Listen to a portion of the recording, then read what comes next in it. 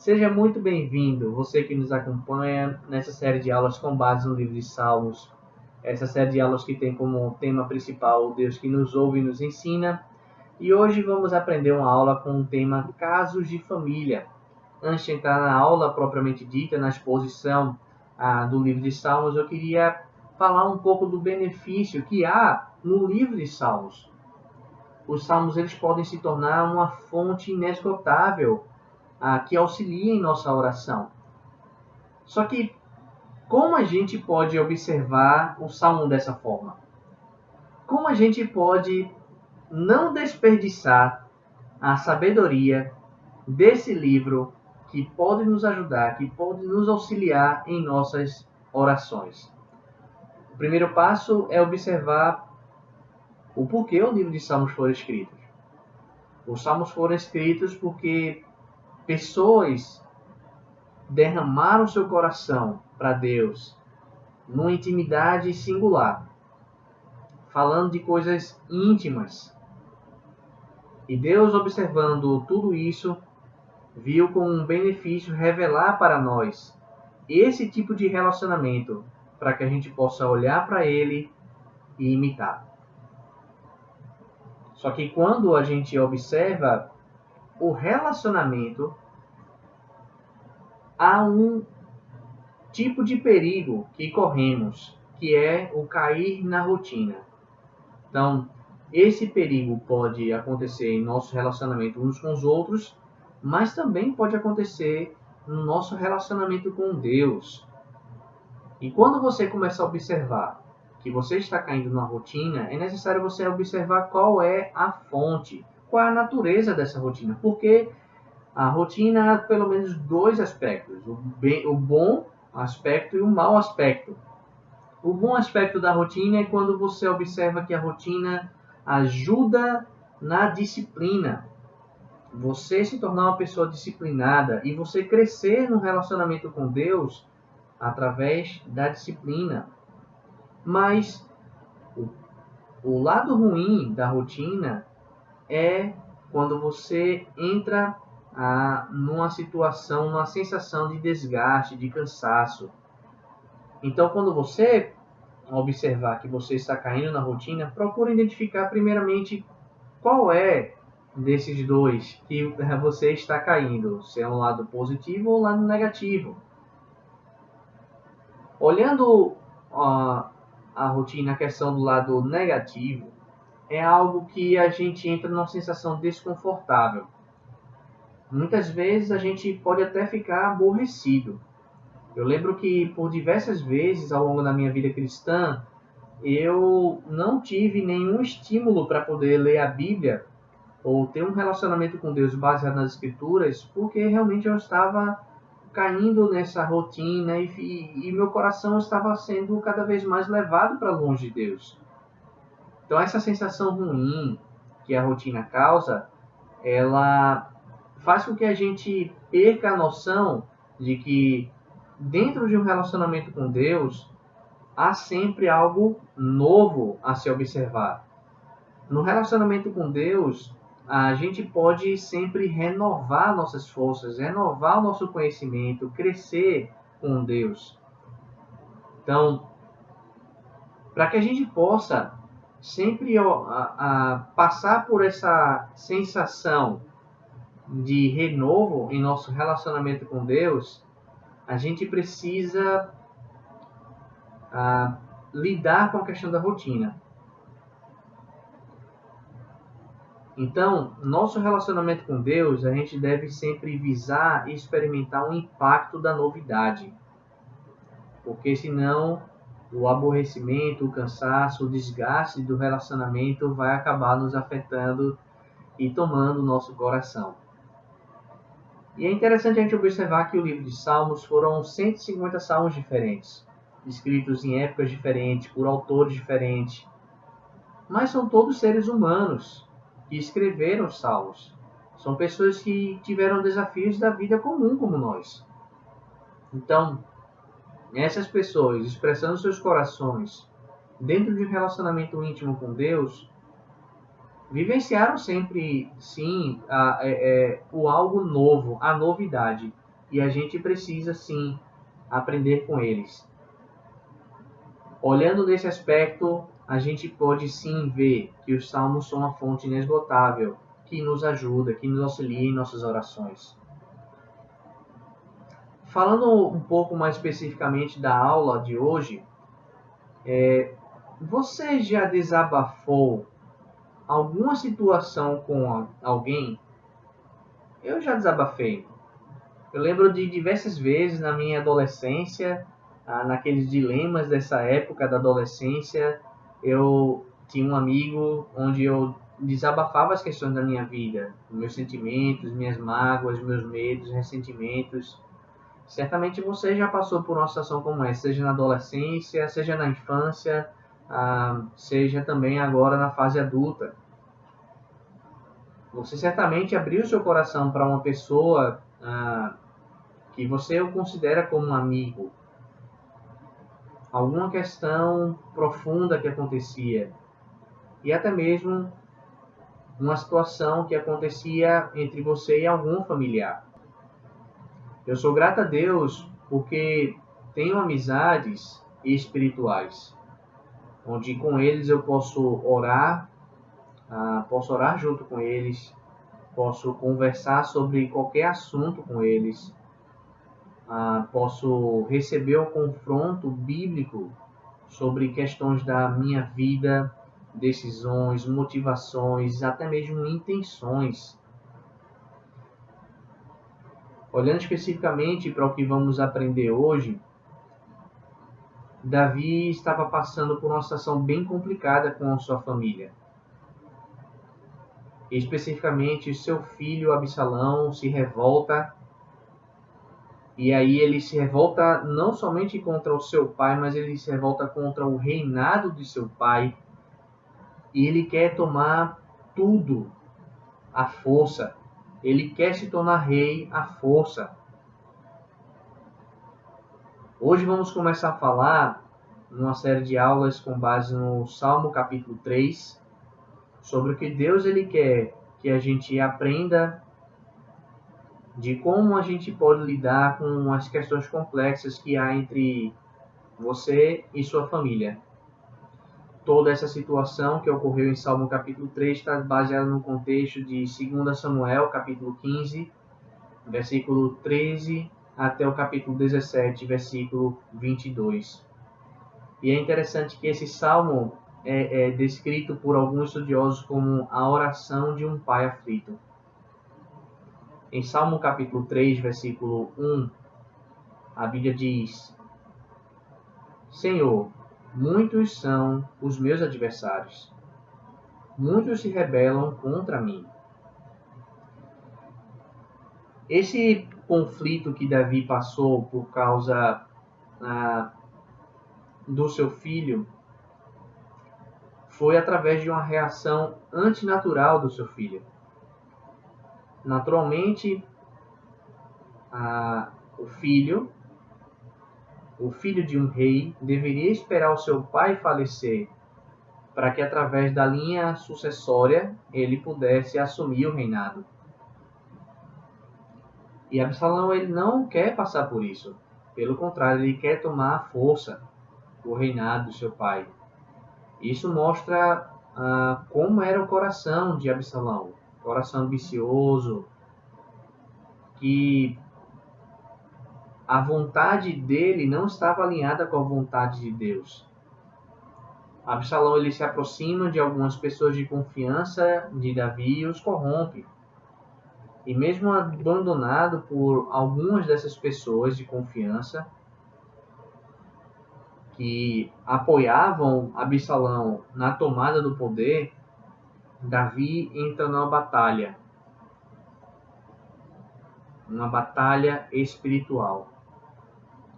Ele recorre a Deus diante de uma situação entre ele e seu filho. Tem certos momentos que um conflito ele é tão grande entre nós e algum familiar que parece que o caminho que estamos percorrendo nesse conflito há muitos adversários. Essa palavra adversários vem de uma palavra hebraica que significa estreito, apertado, dificuldades, aflição, adversário, inimigo, opressor, pedra dura, pederneira. Observando o que significa essa palavra no hebraico, eu pude observar que, eu pude entender que existem algumas dificuldades que atravessamos que parece que estamos andando em um local estreito, apertado. Quando a gente entra em algum conflito com algum familiar, parece que em alguns momentos a gente fica aflito numa situação dessa de estreito, né? Ficar no local estreito, apertado. Eu lembro de uma vez que quando eu morava em Brasília, eu fui para uma caverna junto com alguns irmãos da igreja de lá. E nessa caverna ele tinha dois acessos. Tinha um acesso ao qual a gente entrou e tinha um acesso ao qual a gente saiu. O acesso que a gente entrou era um acesso largo. E foi uma aventura enorme, a gente entrar numa caverna, tudo escuro, um breu, a gente usando lanterna, alguns usando um sapato mais apropriado para o momento. A gente encontrou um lago nessa caverna. Foi um momento único passar por isso. E aí quando a gente chegou no outro lado, que era o lado o outro acesso, o qual a gente usou como saída, aí vieram os desafios, porque era uma elevação e a gente tendo que passar por essa elevação com os pés molhados do lago, né, e também com os pedregulhos. E além de ser uma elevação, ele também era um local estreito. Eu não gosto de locais apertados. Me dá uma sensação de insegurança, bate logo um medo. Eu tenho que ficar muito concentrado para não perder o raciocínio lógico nesse momento. E é mais ou menos assim que acontece conosco quando atravessamos momentos como esse. A gente entra num conflito com algum familiar e a gente tem que ter muita concentração para não perder o raciocínio lógico e acabar não pensando e fazendo besteira num momento como esse. Quando a gente entra num conflito com algum familiar, parece que, como Davi ele estava encarando, que os adversários se multiplicam. E Davi certamente estava vendo essa mobilização de Absalão, trazendo outras pessoas para próximo dele e vendo sim acontecer a multiplicação dos seus adversários. Mas o que eu quero trazer aqui é essa sensação de que você está diante de uma situação de conflito com algum familiar, parece que você se torna minoria e seu adversário, assim por dizer, ele cresce, se multiplica. Parece que a gente não tem força para lidar com a situação, tudo foge ao nosso controle. E assim como Davi, Jesus ele passou por uma situação como essa entre ele e o seu povo. Um povo que era ambicioso, que não queria perder o prestígio da liderança sobre a nação de Israel, por exemplo, e o rejeitou como rei. O que podemos aprender com a vida de Jesus e de Davi é que eles nos mostram que através das suas vidas que precisamos ir para Deus para andar com confiança num momento como esse. Em Salmo 3, versículo 2, a Bíblia diz: são muitos os que dizem a meu respeito, Deus nunca o salvará. Pausa.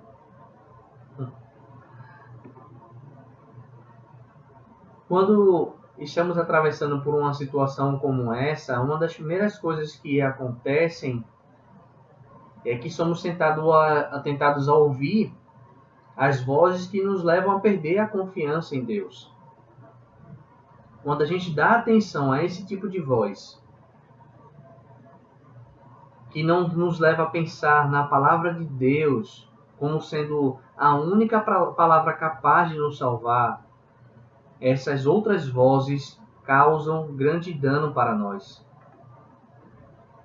O que precisamos ter a certeza é que somente por meio da palavra de Deus que podemos superar o medo causado pelos conflitos familiares. Essa insegurança que você sente dentro de um conflito familiar.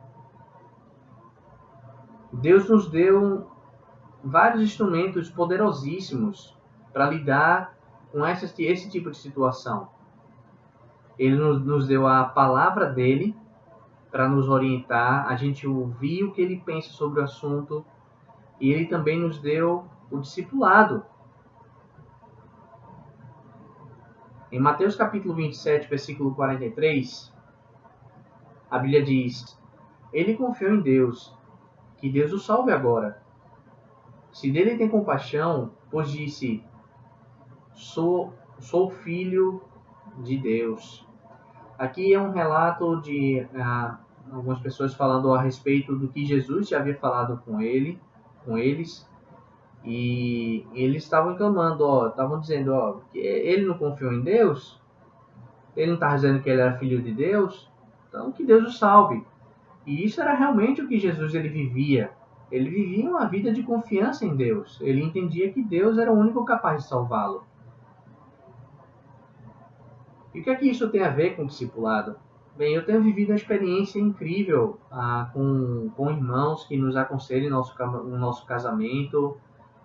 Eu e Priscila, a gente tem sido abençoado com relacionamentos onde a gente pode ser ajudado a ter essa confiança em Deus que Jesus Cristo ele tinha.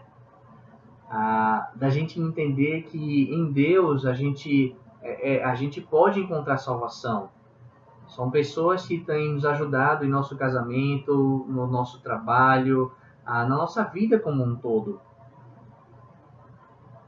São muito mais do que conversas entre amigos.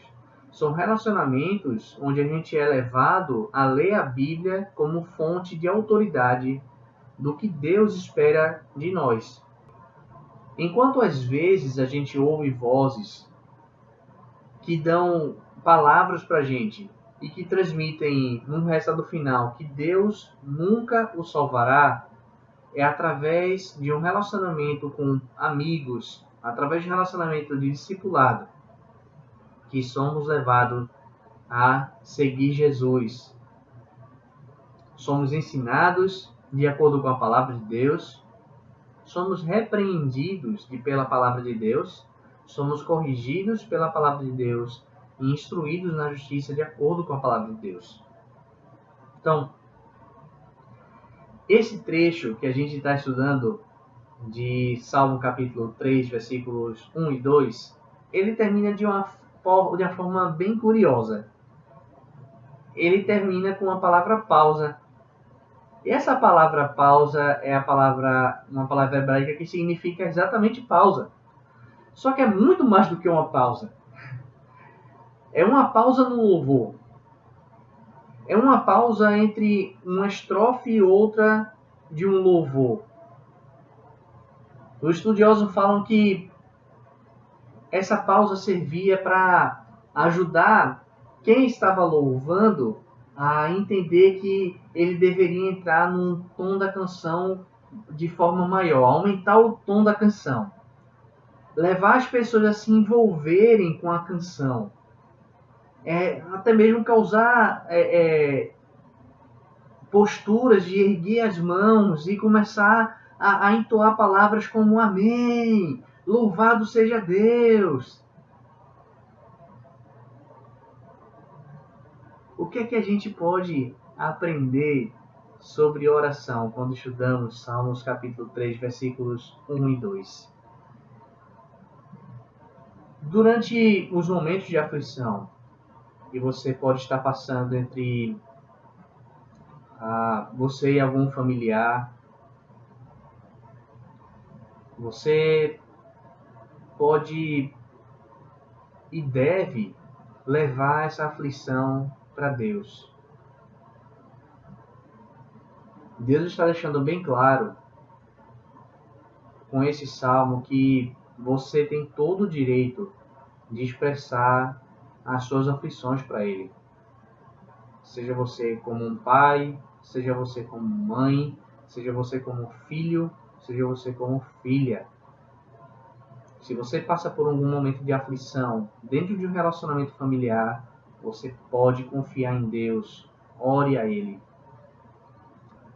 Você e eu acabamos nos envolvendo emocionalmente com as dores das aflições. Você pode perguntar para Deus: o que o Senhor espera de mim à medida que esse sentimento de aflição aumenta por conta dessa situação que eu estou vivendo? Por que essas aflições estão sendo enviadas para mim? O que o Senhor espera de mim para que eu haja sabiamente nessa situação? Essa é a maneira apropriada que Deus nos chama a lidar com nossas aflições, principalmente quando a gente está lidando com alguma questão familiar. E quando você estiver em algum momento onde vozes estão empenhadas em afastar você da confiança em Deus, ore por isso também. Você pode orar para Ele, né? Orar a Ele por isso. Ore para que Deus ele possa ajudá-lo a encontrar confiança nele. Que da mesma forma que esse salmo, esse trecho de salmo que a gente viu, termina com a palavra pausa, você possa encontrar uma elevação no tom do seu louvor a Deus. Que você possa se envolver cada vez mais com a adoração. Que cada vez mais você possa se expressar, até mesmo corporalmente, em momentos como esse, mesmo atravessando uma situação como essa, você entoar palavras como amém, louvado seja Deus. Deus ele quer participar de um relacionamento íntimo com você, mesmo em suas aflições. Espero ter ajudado, que Deus nos abençoe e aguardo você na próxima aula.